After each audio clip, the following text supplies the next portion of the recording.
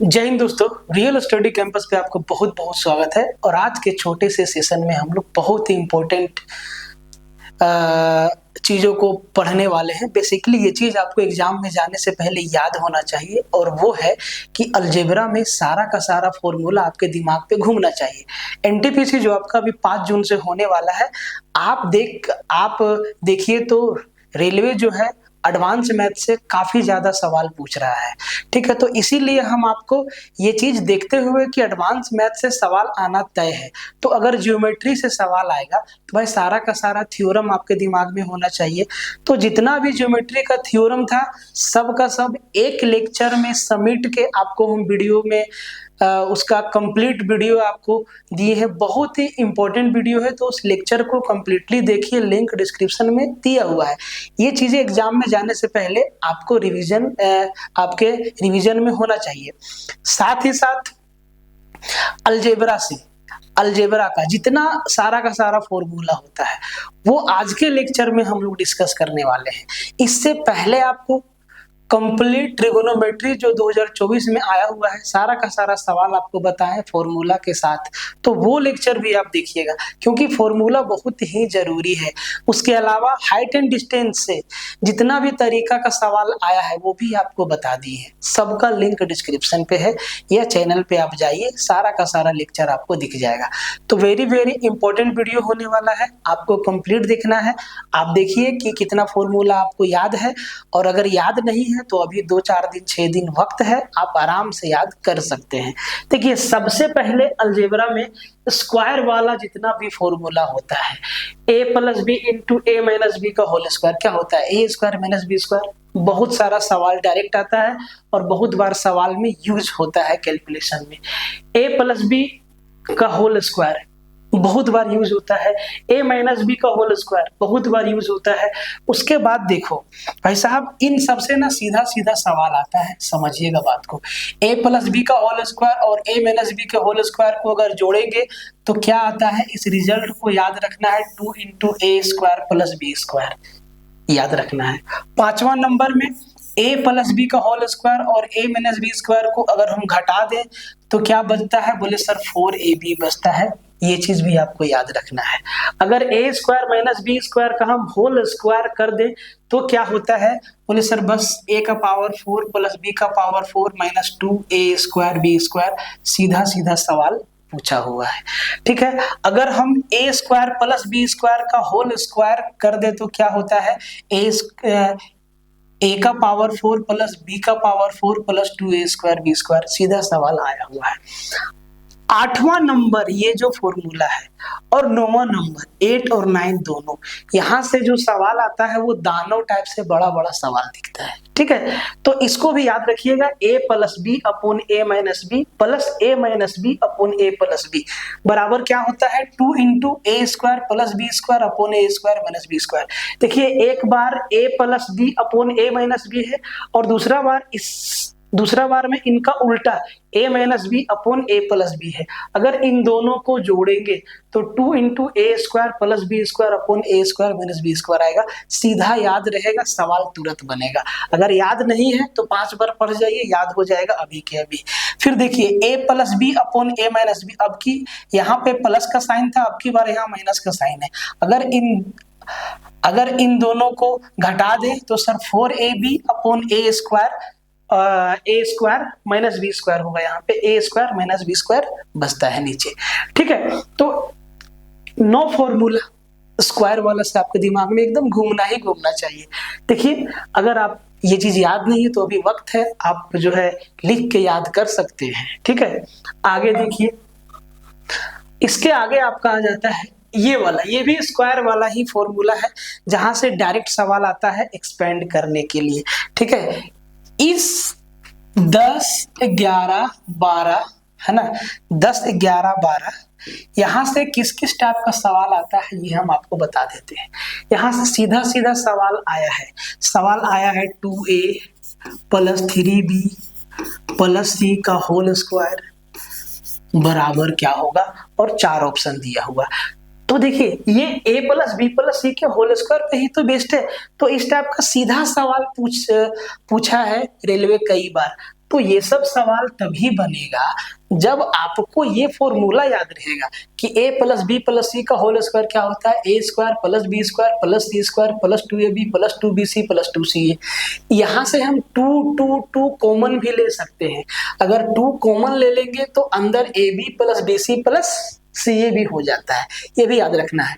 तो अगर आप प्लस वाला याद रखते हैं तो माइनस वाला ऑटोमेटिक आपका याद हो जाएगा। ठीक है, वैसे यहाँ पे सब कुछ लिखा हुआ है। a minus B plus C का होल स्क्वायर क्या होता है सर, ये लिखा हुआ है। a plus B minus C का होल स्क्वायर क्या होता है, ये रहा आपके सामने। ठीक है, 13 नंबर 10 से 11 12 से ही बना है। a square plus B square plus C square minus A B minus B C minus C बराबर half into A minus B का square plus B minus C का square plus C minus A का square. Direct सवाल पूछता है, यहाँ से एकदम डायरेक्ट सवाल पूछता है। इस वाला फॉर्मूला से डायरेक्ट सवाल पूछा है एनटीपीसी में, डायरेक्ट सवाल पूछा है ग्रुप डी में, डायरेक्ट सवाल पूछा है एएलपी में। तो याद तो आपको होना ही चाहिए। ठीक है, फिर देखिए अगर A square plus B square plus C square बराबर 0 दिया है, ये कंडीशनल है। ठीक है, अगर A square plus B square plus C square बराबर 0 है तो भाई साहब ए का वैल्यू भी 0 होगा और बी का वैल्यू भी 0 होगा और सी का वैल्यू भी क्या होगा, 0 होगा। ठीक है, आगे देखिए 15 नंबर, अगर A square plus B square plus C square minus A B minus B C minus C A बराबर 0 है, बराबर 0 है तो भाई साहब ये भी आपको याद रखना है। या इसी को हम ऐसे लिख सकते हैं A square plus B square plus C square और इस माइनस वाला पोर्शन को अगर हम इधर ले जाएं तो A B plus B C plus C A हो जाएगा। अगर ये चीज है तो इसका मतलब ये है कि ए बराबर बी बराबर सी है। ठीक है, अगर A square plus B square plus C square minus A B minus B C minus C A बराबर 0 है, या A square plus B square plus C square बराबर A B plus B C plus C A है, तो इसका मतलब है कि भाई ए बी सी तीनों का वैल्यू आपस में क्या है, बराबर है। ये सब याद होना चाहिए, डायरेक्ट सवाल आया हुआ है। अगर याद नहीं है तो याद कर लीजिए। क्यूब वाला फॉर्मूला, क्यूब वाला फॉर्मूला से सीधा सीधा सवाल आया है। ठीक है, सीधा सवाल आया है। ठीक है, सीधे एकदम डायरेक्ट सवाल पूछा हुआ है। तो सर क्यूब बोला ए प्लस बी का होल क्यूब याद होना चाहिए, A cube plus B cube plus 3a square B plus 3ab square. फिर a प्लस बी का होल क्यूब को हम ऐसे भी लिख सकते हैं कि अगर यहाँ से 3ab कॉमन ले लें तो a cube plus B cube plus 3ab into A plus B, ये भी काम में आएगा, ये भी काम में आएगा। ठीक है, अगर हम a cube plus B cube का बात कर ले तो a प्लस बी का whole cube minus 3ab into A plus B, अगर इसको इधर ले आए और इसको उधर भेज दें। ठीक है, या हम plus 3ab into A plus B को इधर लेके आए हैं, डेरिवेशन ही है। ठीक है, तो ये 2 नंबर से ही आपका बना है 3 नंबर। अब देखिए ए क्यू प्लस बी क्यू को हम ऐसे भी लिख सकते हैं A plus B into A plus B का होल स्क्वायर माइनस 3ab, ये भी डेरिवेशन है, ये भी आपके सवाल में यूज होता है। ठीक है, फिर A cube plus B cube को हम ऐसे भी लिख सकते हैं A plus B into A square plus B square minus A B, बहुत बार यूज होता है ये वाला कंसेप्ट। ठीक है, अब जैसे प्लस वाला था उसी तरीका से माइनस वाला भी है, ए माइनस बी का whole cube A cube minus B cube minus 3a square B plus 3ab square. कई बार एग्जाम में क्या होता है कि एग्जाम में अचानक से फॉर्मूला हम लोग भूल जाते हैं, इसीलिए इसको पहले से याद कर लीजिए। आप इस लेक्चर को आप अपने एग्जाम सेंटर से 1 घंटा पहले भी देख सकते हैं, आप ट्रेन में जा रहे हो तो वहां भी देख सकते हैं, बहुत यूजफुल लेक्चर है, इसीलिए लेक्चर को शेयर मार दीजिएगा। ठीक है, अब आप ध्यान से देखो कि A cube minus B cube बराबर ए माइनस बी का whole cube plus 3ab into A minus B, यही से निकला है। A cube minus B cube बराबर A minus B into A minus B का होल स्क्वायर प्लस का 3ab, ये भी काम का है। A cube minus B cube बराबर A minus B into A square plus B square plus A B, ये भी काम का है। तो 5 नंबर और 6 नंबर से ना ये बहुत बार सवाल आता है, 5 नंबर और 10 नंबर से। ठीक है, A cube plus B Q और ए क्यू माइनस बी क्यू कई बार सवाल आता है, लेकिन बाकी सारा का सारा भी यूज होता है कैलकुलेशन में। ठीक है, और बहुत सारा सवाल ऐसा होगा जो वैल्यू पुट करने से बन जाएगा तो वो बहुत अच्छी बात है, और जो नहीं बनेगा उन सवाल में फॉर्मूला आपको लगाना पड़ेगा, याद रखिएगा। आगे बढ़ जाते हैं। देखिए क्यूब वाला ये भी फॉर्मूला है और बहुत काम का है, डायरेक्ट सवाल पूछा जाता है, खास करके ये 11 वाला, ठीक है। 11 वाला से बहुत सवाल पूछा जाता है। देखिए A cube plus B cube plus C cube minus 3abc बराबर क्या होता है, a plus B plus C into A plus B plus C into A square plus B square plus C square minus A B minus B C minus C. ये इसको ना एकदम रट जाइएगा।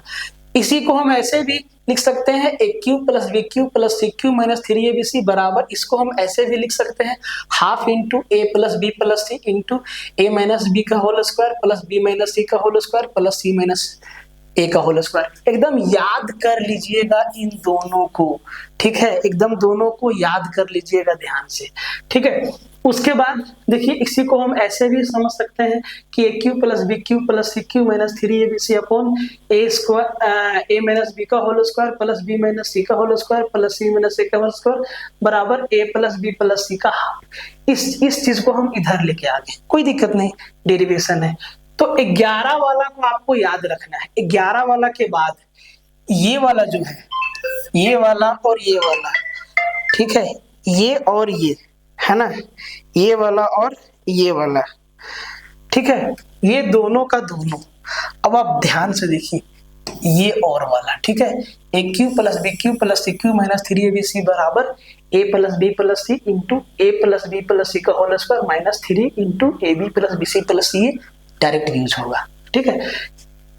ये वाला A cube plus B cube plus C cube minus 3abc बराबर half into A plus B plus C into 3 into A square plus B square plus C square minus A plus B plus C का whole square, ये भी use होगा, ठीक है। अब आप देखिए कैसे यूज होगा सवाल में, भाई साहब देखिए ध्यान से कितना पार्ट है इसका, 1 2 3 पार्ट है, ठीक है।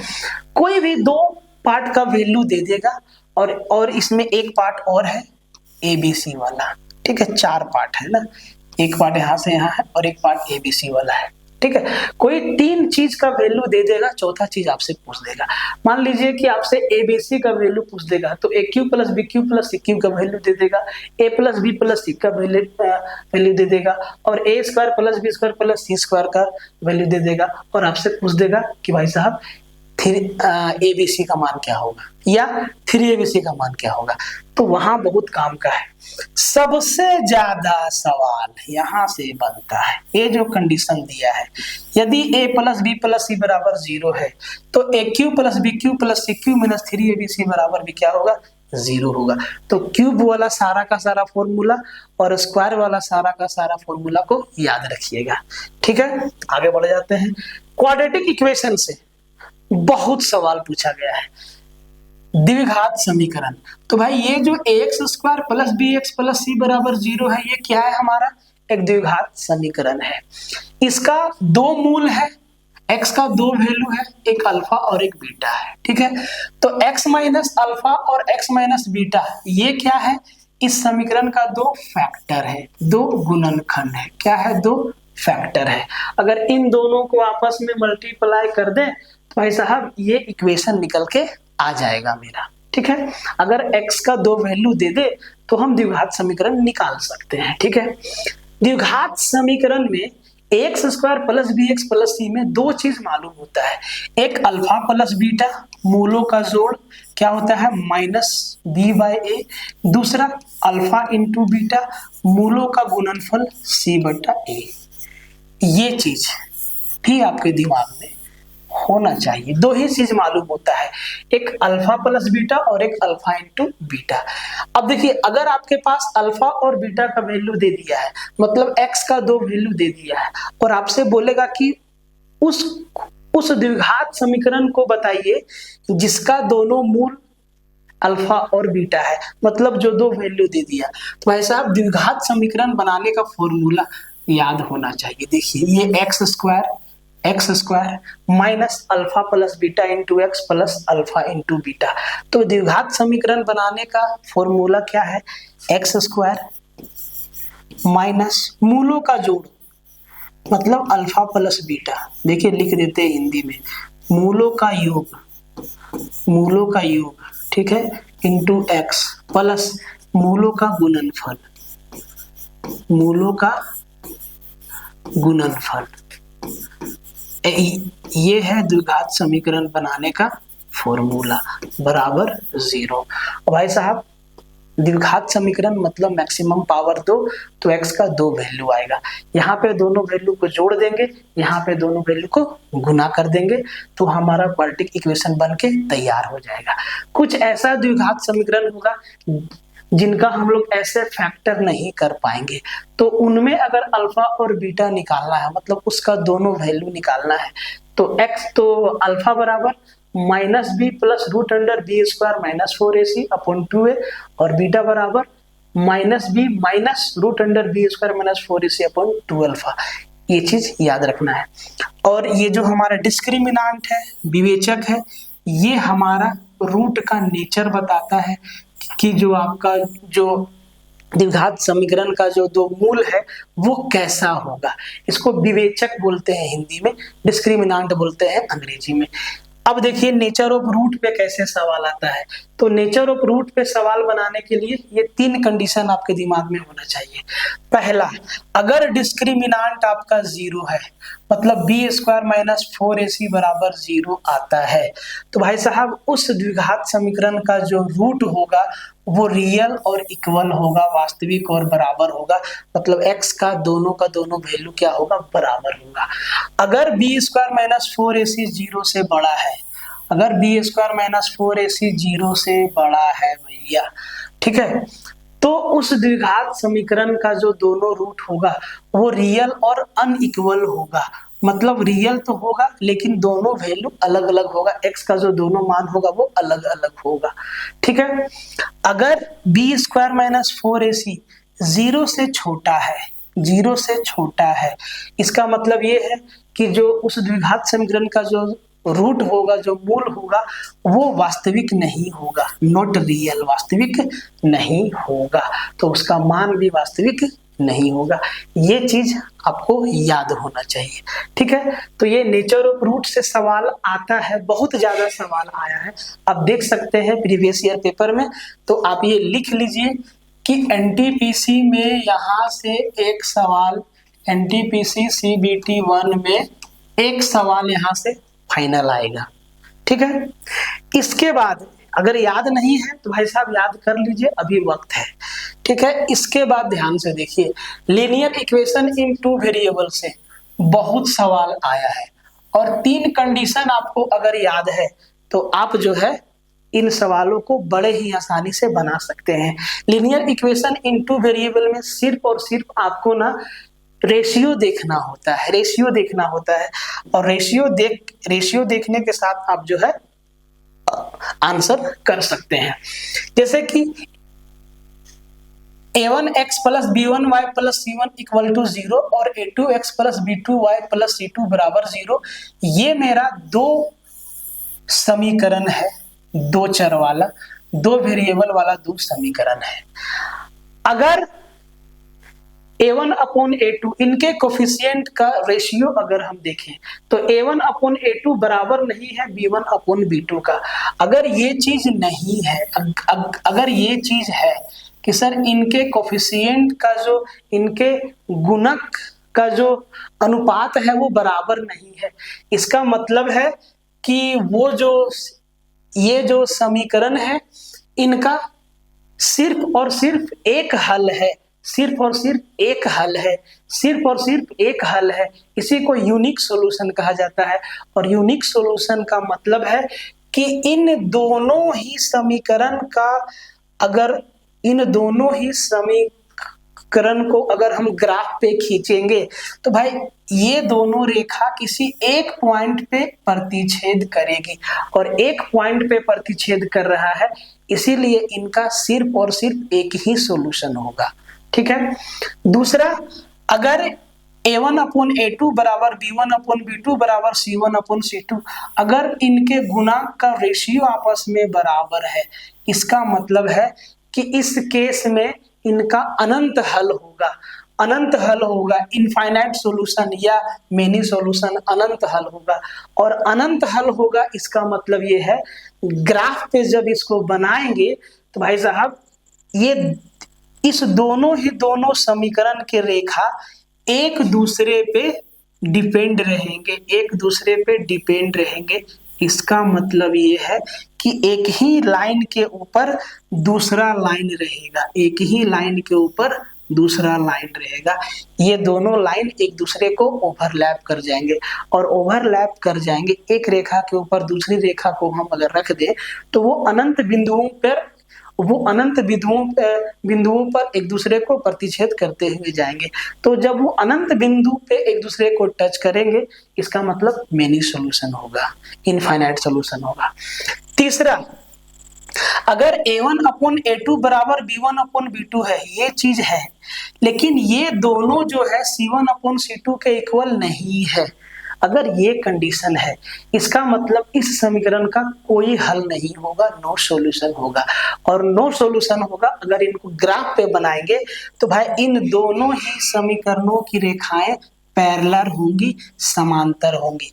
पैरेलल होगा मतलब कहीं भी एक दूसरे को टच नहीं करेगी, और जब टच ही नहीं कर रहा है तो कोई हल नहीं होगा। देखिए, एक बार टच कर रहा है तो यूनिक सॉल्यूशन, एक बार क्रॉस कर रहा है तो यूनिक सॉल्यूशन, अनंत बिंदुओं पे टच कर रहा है तो इनफाइनाइट सॉल्यूशन, कहीं पे ये दोनों रेखा नहीं मिल रही है तो नो सॉल्यूशन। बस ये रेशियो याद रखना है और आपका सवाल क्या हो जाएगा, खत्म हो जाएगा। तो अलजेब्रा में सवाल जो है यहां से पक्का आएगा, आप लिख लीजिए एकदम 100% यहां से सवाल आएगा, ठीक है। Linear equation in two variable से, इसके बाद नेचर ऑफ रूट से 100% सवाल आएगा, एकदम आप लिख लीजिए। अगर ये कंडीशन याद नहीं है तो याद कर लीजिए, ठीक है। इससे रिलेटेड लीनियर इक्वेशन अलजेब्रा में कहां से सवाल पूछा जाता है आप लोग को बताया है, चैनल पे जाइए और लेक्चर को देखिए, ठीक है। मजाक भी मत लीजिएगा, है ना। उसके बाद क्वाड्रेटिक इक्वेशन से क्वाड्रेटिक इक्वेशन बनाना, क्वाड्रेटिक इक्वेशन का फैक्टर करना, गुणनखंड निकालना और क्वाड्रेटिक इक्वेशन का मूल निकालना, रूट निकालना, सब कुछ पूछा गया है। तो ये भी आपका 100% यहाँ से सवाल आएगा। आपका बहुत काम का लेक्चर है, बहुत काम का वीडियो है, ठीक है। उसके बाद ये क्यूब वाला फॉर्मूला, उसके बाद ये क्यूब वाला फॉर्मूला, फिर आपका स्क्वायर वाला फॉर्मूला, और फिर आपका ये स्क्वायर वाला फॉर्मूला, ठीक है। एक ब्लैंक पेज कैसे घुस के बीच में, ठीक है। तो ये सारा का सारा टूल जो है, ये टूल है, ठीक है, ये टूल है ना, जो कि आपके दिमाग में होना चाहिए, तब वहां जाके सवाल बनेगा। तो देख लीजिए, अगर ये चीज याद नहीं है तो जितना आपको बताएं आप याद कर लीजिए, ठीक है। बहुत इंपॉर्टेंट लेक्चर है ये, और इस लेक्चर को आप लोग शेयर मार दीजिएगा, आगे बढ़ा दीजिएगा, और चैनल को थोड़ा सपोर्ट दिखाइए। अभी आपके पास 70 सब्सक्राइबर आपके चैनल पे है रियल स्टडी कैंपस पे, इसको भाई साहब आगे लेके जाना है, ठीक है। तो मिलते हैं नेक्स्ट वीडियो में, और नेक्स्ट लेक्चर आपका ना इसी तरीका से बहुत ही काम का होगा।